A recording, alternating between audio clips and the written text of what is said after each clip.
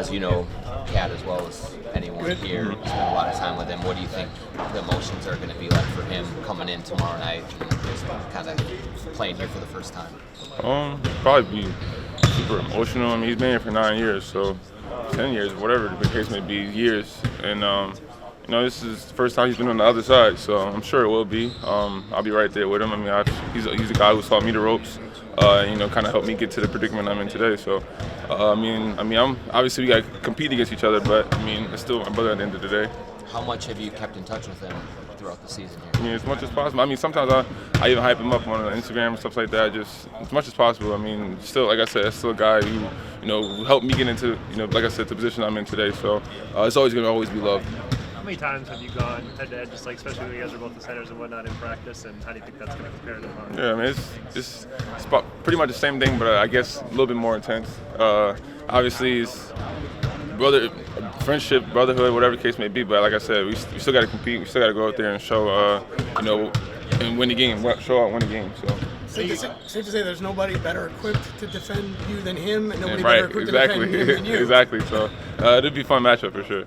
I've seen it. There's like the regional thing with you guys, but why else do you think you guys connected so well over the years? He's a good guy off the court. He's a guy who you want to be around. So, and I think I am as well. And then we've known each other before, NBA or whatever the case may be. So we go years back, and if you see another guy from where we come from make it, it's always love. Whether it's Kyrie, whatever the case may be, just. It's always love and, supporting you because we know how hard it is to make it. And as for anyone, but, we're no firsthand because we're from the same area. So, so it's always that love. What was it like to have a teammate, like a star player who genuinely really wanted everybody around him to just be happy? It's dope. He was always, unselfish. I think that's the biggest word to describe him is just unselfish, and he cared for one another. Whether it was basketball, whether it was off the court, family issues, whatever the case may be, Cat was there for you. He's always will be, and that's why I say he kind of helped me shape to be the guy I am today. Just because, I want to be treated or I know someone wants to be treated how they're treating someone else. So it's kind of something that I've taken from him. Now, how long did it take to really adjust? A little minute.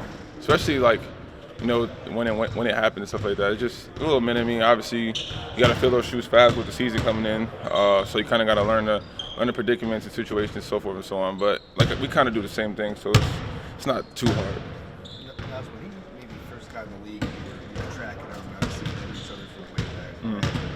The way that he played, shooting from outside, not always just in the post. Is that sort of a model for how you wanted to play? Yeah, Yeah, inside out, outside in, however you want to put it.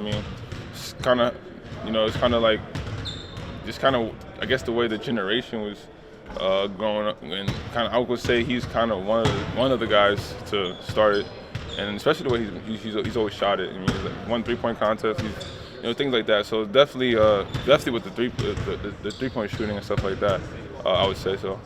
How do you guys get to the actions that have been so good for you more often, like you and like pick and pop, pick and roll, and obviously Mike and Rudy and more like pick and pop, pick and roll. How do you guys get to those things that you're good at more often? I wouldn't say.